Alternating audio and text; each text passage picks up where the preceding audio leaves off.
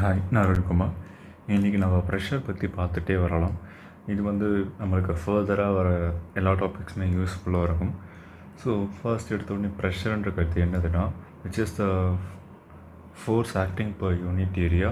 இதுதான் pressure. But ஏரியாவுக்கு நார்மலாக ஆக்ட் ஆகிட்ருக்கும், அதுதான் ப்ரெஷர்.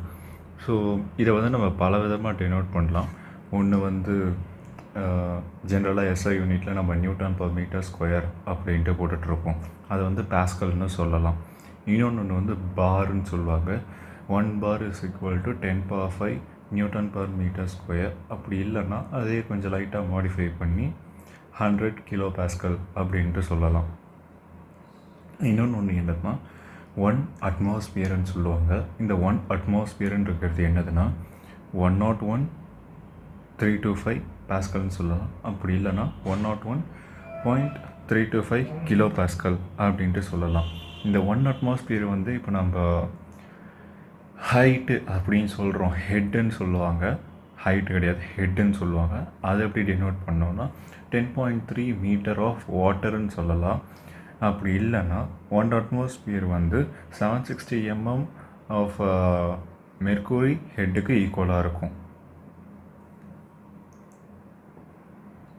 அதுக்கடுத்தது நம்ம பேசிக்காக இதில் நம்ம என்ன தெரிஞ்சுக்க வேண்டியதுன்னா, அட்மாஸ்பியர் ப்ரெஷர்னால் என்ன, கேஜ் ப்ரெஷர்னால் என்ன அப்படின்னு தெரிஞ்சுக்கணும். இப்போ இந்த அட்மாஸ்பியர் ப்ரெஷருன்றது ஜென்ரலாக நம்ம ஃபீல் பண்ணுற இப்போது ஒரு ஓப்பன் ஸ்பேஸில் என்ன ப்ரெஷர் இருக்கோ அதுதான் அட்மாஸ்பியரிக் ப்ரெஷர். அதுக்கப்புறம் கேஜ் ப்ரெஷருன்றது இப்போ இந்த ஒரு பர்டிகுலர் ஸ்பேஸ் எடுத்துக்கிறோம், அதில் ஒரு ப்ரெஷர் ஆக்ட் ஆகிட்டுருக்குன்னா அந்த இடத்தோட பேர் தான் கேஜ் ப்ரெஷர் அப்படின்ட்டு சொல்லுவோம். இல்லை நம்ம மெஷர் பண்ணிகிட்டு இருக்கிறத கேஜ் ப்ரெஷர் அப்படின்ட்டு சொல்லலாம். இதுக்கடுத்தது நம்ம அப்சல்யூட் ப்ரெஷர் அப்படின்னா என்னன்னு தெரிஞ்சுக்கணும்.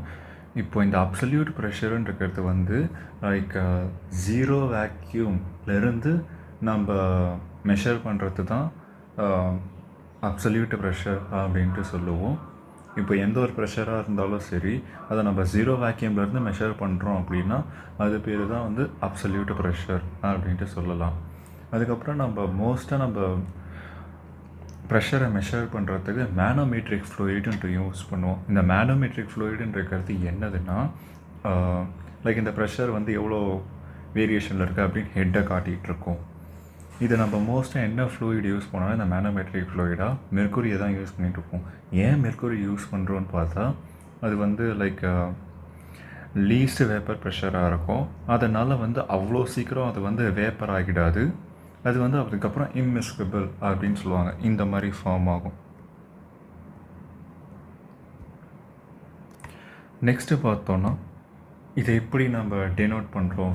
அப்சல்யூட் பார்த்தோம், அட்மாஸ்பியர் ப்ரெஷர் பார்த்தோம், கேஜ் ப்ரெஷர் பார்த்தோம். இது மூணுத்தையும் நம்ம எப்படி ரிலேட் பண்ணுறது அப்படின்ட்டு பார்த்தோன்னா, இப்போது பி அப்சல்யூட்டுன்னு இருக்கிறது is equal to B atmosphere plus B gauge pressure. அதுக்கு ஈக்குவலண்ட்டாக இருக்கும். இதுக்கு இந்த டயக்ராம் பார்த்தோன்னா நம்மளுக்கு புரியும். லைக் இந்த டயக்ராம் இந்த இடத்துல பாருங்கள், பி அப்சல்யூட் இருக்குது.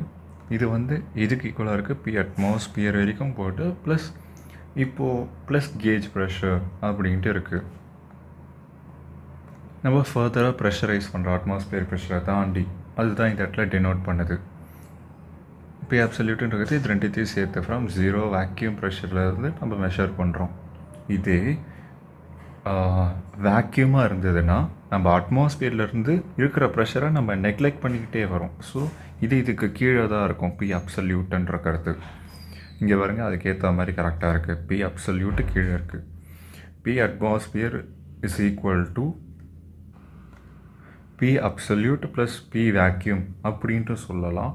அப்படி இல்லைன்னா P absolute is equal to B atmosphere minus B vacuum அப்படின்ட்டு சொல்லலாம். நம்ம அட்மாஸ்பியரிக் ப்ரெஷரை கம்மி பண்ணி தான் நம்ம வேக்யூம் ப்ரெஷரை போக முடியும். கரெக்டு தானே? ஸோ அதுலேருந்து பார்த்தா இந்த கான்செப்ட் கரெக்டாக புரியும், இந்த டயக்ராம். இல்லை நீங்கள் ஜஸ்ட் இந்த ஃபார்முலா ஞாபகம் வச்சுக்கிட்டாலே போதும். P absolute is equal to B atmosphere plus B gauge, அப்புறம் p absolute is equal to B atmosphere minus B vacuum.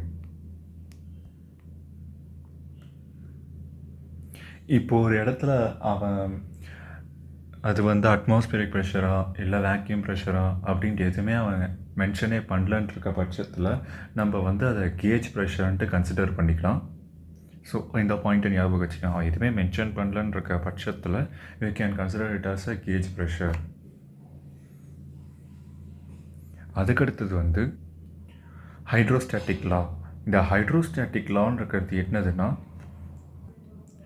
இப்போது ஒரு இடத்துல நீங்கள் ப்ரெஷர் கண்டுபிடிக்கணும்னா அந்த ஃப்ளூயிட் ரெஸ்ட்டாக இருக்குன்னா அந்த இடத்துல ப்ரெஷர் என்னவா இருக்கும் அப்படின்றத சொல்கிறது பேர் தான் இந்த ஹைட்ரோஸ்டாட்டிக் லா. இது வந்து எப்படின்ற ரிலேஷனா dP/dH is equal to ρg இல்லைனா ஸ்பெசிஃபிக் வெயிட் அப்படின்ட்டு சொல்லலாம். இது என்ன சொல்லுதுன்னா, this law states that the increase in pressure நடக்கும் நம்ம கீழ் டைரக்ஷனில் போயிட்டே இருக்கிறப்ப, அதுவும் லீனியர் வேரியேஷனாக இருக்கும் அப்படின்ட்டு சொல்லுது. இப்போது ஃபார் எக்ஸாம்பிள் நம்ம இந்த இடத்துல மெஷர் பண்ணுறோம். இங்கே ஒரு சர்ஃபேஸ் இருக்குது, இந்த இடத்துல அட்மாஸ்பியரிக் ப்ரெஷர் இருக்குது அப்படின்ற பட்சத்தில் இது வந்து 2 மீட்டர் பிலோ இருக்குதுன்னு வச்சுப்போமே. அப்போ இந்த இடத்துல என்ன ப்ரெஷர் இருக்கும் அப்படின்னு நம்ம நினச்சோன்னா P absolute is equal to P atmosphere plus இது என்ன ஃப்ளூயிடோ அதுக்கு உண்டான ρg, அதுக்கப்புறம் எவ்வளோ ஹைட் இருக்குது 2, இதை போட்டோன்னா நமக்கு ஆன்சர் கிடச்சிடும். அதுக்கப்புறம் நம்ம இதை மோர் சர்க்கிளில் இந்த ப்ரெஷரை நம்ம ரெப்ரசன்ட் பண்ணணும் அப்படின்ட்டு நினச்சோன்னா இது எப்படி இருக்கும்னா, இந்த மோர் சர்க்கிளில் இது ஒரு பாயிண்ட்டாக தான் இருக்கும். இதை வந்து ஒரு சர்க்கிளாக ஃபார்ம் பண்ணது, ஏதாச்சும் ஒரு ரேடியஸ் வந்து அதை சர்க்கிள்லாம் ஃபார்ம் பண்ணது. It just looks like a point in more circle. இதோ இந்த மாதிரி ஒரு பாயிண்ட்டாக தெரியும். இதுக்கப்புறம் லைக் நம்ம ஒரு பாக்ஸ் இருக்குது, அதில் நம்ம எவ்வளோ இந்த ஒன் பாக்ஸில் நமக்கு எவ்வளோ அப்சல்யூட் ப்ரெஷர் இருக்குது அப்படின்ட்டு கேட்டாங்கன்னா இதை நம்ம எப்படி கண்டுபிடிக்கலாம்னா, ஃபர்ஸ்ட் எடுத்தோடனே அட்மாஸ்பியரிக் ப்ரெஷர் எந்த கேஜ் பக்கத்தில் ஆக்ட் ஆகிட்டுருக்கு அப்படின்ட்டு பாருங்கள். இது பக்கத்தில் 2ன்ற இடத்துல தான் ஆக்ட் ஆகிட்டுருக்கு. ஸோ நான் P absolute 2 கண்டுபிடிக்கிறேன். P absolute 2க்கு நம்ம என்ன, வெறும் ஜஸ்ட் P absoluteக்கு என்ன formula, P atmosphere plus P gauge, கரெக்டாக? ஸோ P absolute 2க்கு என்னவாக இருக்கும், P atmosphere plus P gauge 2, அது இங்கே போட்டாச்சு. அதுக்கடுத்தது P1க்கு என்னவாக இருக்கும்னா, P absolute 1க்கு இதுதான் வந்து இந்த இடத்துல அட்மாஸ்பியராக இருக்குது. இதை ரெஃபரன்ஸாக வச்சு தான் கேஜ் 1 நம்மளுக்கு மெஷர் பண்ணிகிட்ருக்கு. ஸோ நமக்கு வந்து P absolute 1 வந்து P absolute 2 plus P gauge 1 அப்படின்ட்டு ஈக்குவலாக இருக்கும். இந்த இடத்துல பாருங்கள், கரெக்டாக இருக்கா? ஸோ இப்படி தான் மெஷர் பண்ணணும். எந்த இடத்துல எது ரெஃபரன்ஸாக இருக்குது, 2க்கு வந்து ரெஃபரன்ஸ் வந்து கேஜ் 2க்கு ரெஃபரன்ஸ் வந்து அட்மாஸ்பியரிக் ப்ரெஷர் இருந்தது. பட் கேஜ் 1 ப்ரெஷருக்கு வந்து நம்மளுக்கு 2ன்ற இடத்துல என்ன ப்ரெஷர் இருக்கோ அதுதான் வந்து ரெஃபரன்ஸாக இருக்குது. ஸோ இந்த பாயிண்ட்டை நம்ம புரிஞ்சுக்கணும். இல்லை ஜஸ்ட்டு சிம்பிளாக எந்த அட்மாஸ்பியரில் ஆரம்பித்து அப்படியே இந்த சைடில் வந்துக்கிட்டே இருக்கலாம், அப்படியும் ஆரம்பிக்கலாம். நான் முதல்ல சொல்லிக் கொடுத்த மெத்தட் அதுதான். லைக் எதில் அட்மாஸ்பியர் கேஜ் பக்கத்தில் இருக்குன்னு பார்த்துட்டு அப்படியே போயிட்டே இருக்கலாம். அதுக்கப்புறம் நம்மளுக்கு 2 விதமான மேனோமீட்டர் இருக்குது. ஒன்று வந்து சிம்பிள் மேனோமீட்டர், இன்னொன்று வந்து டிஃப்ரென்ஷியல் மேனோமீட்டர். இந்த சிம்பிள் மேனோமீட்டர்ன்றது வந்து ஒரு பாயிண்ட்டில் எவ்வளோ ப்ரெஷர் இருக்குது அப்படின்றத கண்டுபிடிக்கும். இதே டிஃப்ரென்ஷியல் மேனோமீட்டர்ன்றது 2 பாயிண்ட்டுக்கு இடையில என்ன ப்ரெஷர் டிஃப்ரென்ஸ் இருக்குது அப்படின்றத சொல்லும். இது சிம்பிள் மேனோமீட்டரில் என்னென்ன டைப்லாம் வருதுன்னா, பீசோமீட்டர் வருது, யூடியூப் மேனோமீட்டரும் வருது. யூடியூப் மேனோமீட்டர் ரெண்டுத்துக்குமே வரும். என்ன டிஃப்ரென்ஸ்னால், இப்போ யூடியூப் மேனோமீட்டரில் வந்து சிங்கிள் ஃப்ளூயிட் இருக்குன்ற பட்சத்தில் சிங்கிள் ஃப்ளூயிட், அதுக்கப்புறம் அது ஓப்பன் டு அட்மாஸ்பியராக இருந்துச்சுன்னா அது வந்து சிம்பிள் மேனோமீட்டரில் அண்டரில் வந்துடும். இது டிஃப்ரென்ஷியல் மேனோமீட்டரில் அது ஓப்பன் டு அட்மாஸ்பியராக இல்லாமல் அது க்ளோஸ்டாக இருக்குன்ற பட்சத்தில் அது வந்து யூடியூப் மேனோமீட்டர் கீழே அது டிஃப்ரென்ஷியல் மேனோமீட்டரில் வந்துடும். ஸோ அது வந்து 2 பாயிண்ட்லேயும் அது மெஷர் பண்ணக்கூடியது. So it will come under both simple manometer and differential manometer. Next வந்து நம்ம எப்படி ஒரு ப்ரெஷரை மெஷர் பண்ணுறது அப்படின்றத பார்த்தோன்னா, நம்ம இப்போ இந்த பிஏலேருந்து ஆரம்பிச்சுட்டே வரலாம். பிஏலையும் பிபிலையும் எனக்கு வந்து சேம் ப்ரெஷர். இப்போ நம்ம பிசியை கண்டுபிடிக்கணும். பிசியை கண்டுபிடிக்கிறது எப்படின்னா, இப்போ மேல் பக்கம் போகிறப்ப வந்து மைனஸ் பண்ணுங்கள், கீழ் பக்கம் வரப்போ வந்து ப்ளஸ் பண்ணுங்கள். இந்த இடத்துல மேலே நோக்கி போகிறோம். ஆல்ரெடி நம்ம பிஏ இஸ் ஈக்குவல் டு பிபின்னு கண்டுபிடிச்சிட்டோம். இப்போ பிசிக்கு வேல்யூ கண்டுபிடிக்கிறப்ப பிபி மைனஸ் ρ1 GH1. இப்போ பிசிக்கு கண்டுபிடிச்சிட்டோம். பிசியும் பிடியும் சேமாக இருக்கும். அதுக்கப்புறம் பிஇக்கு கண்டுபிடிக்கிறப்ப பிடி ப்ளஸ் ρ2 GH2. ஈக்கு உண்டான வேல்யூ கண்டுபிடிச்சோம். ஈயும் எஃப்பும் சேமாக இருக்கும். இப்போது ஜி கண்டுபிடிக்க போகிறோம். ஜி வந்து ஒன் செகண்ட் மேலே போக போகிறோம். அதுக்கு ρ3 GH3 இது வந்து மைனஸில் இருக்கும், ப்ளஸ் ρf இப்படி இருக்கும். அதுக்கப்புறம் லைக் பீசோமீட்டர் அதை பற்றி பார்க்கலாம். பீசோமீட்டர் வந்து எல்லாத்துக்கு மேலே நம்ம மெஷர் பண்ண முடியாது. ஒரு கொஞ்சம் ப்ரெஷரை தான் மெஷர் பண்ண முடியாது. அதிகமான ப்ரெஷர் இருந்தாலும் மெஷர் பண்ண முடியாது. ஏன்னா ஹெச் அதிகமாக இருக்கும். அப்போ இதுவும் இந்த டியூபும் அதிகமாக இருக்கணும், பீசோமீட்டர் டியூபும். ஸோ அதுவும் வேலைக்கு ஆகாது. வேக்யூமும் மெஷர் பண்ண முடியாது. ஸோ லைக் இதை ஜஸ்ட் ஒரு ஜென்ரல் யூஸுக்கு தான் மெஷர் பண்ண முடியுமே. அதுக்கடுத்தது வந்து சிம்பிள் யூடியூப் மேனோமீட்டர் அப்படின்ட்டு ஒன்று இருக்குது. வந்து இது வந்து நம்ம ரெண்டுமே பண்ணலாம். லைக் ப்ரெஷர் அட் சிங்கிள் பாயிண்ட்டும் கண்டுபிடிக்கலாம், ப்ரெஷர் அட் டபுள் பாயிண்ட்டுமே, அதாவது difference between the pressure in 2 பாயிண்ட்ஸும் கண்டுபிடிக்கலாம்.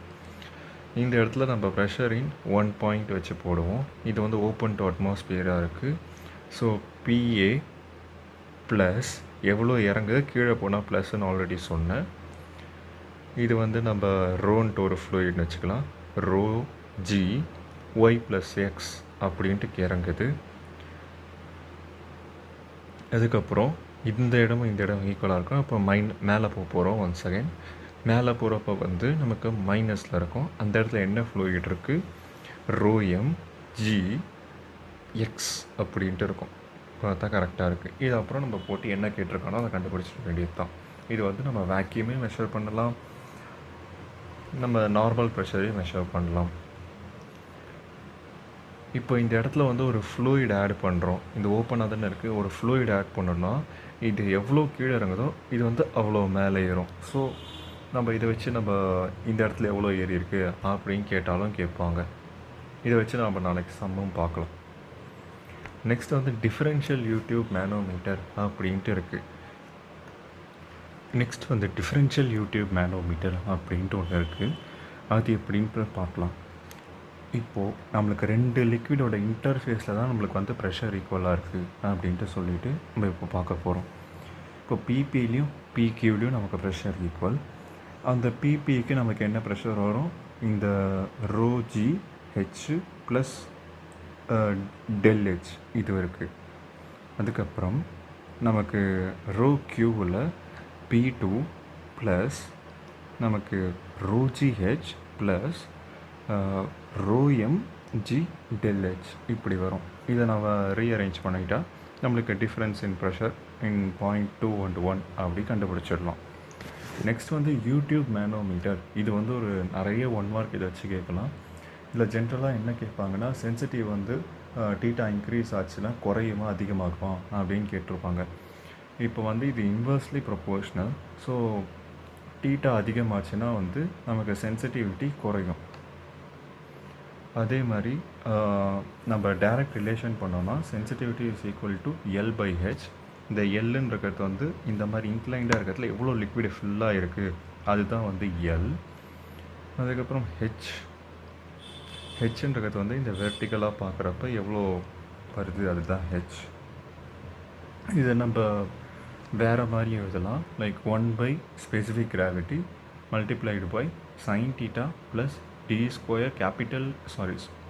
Small T divided by capital T whole square இப்படின்ட்டு எழுதலாம். இதை ஜஸ்ட் இந்த ஃபார்முலா ஞாபகம் வச்சுக்கிட்டால் போதும்.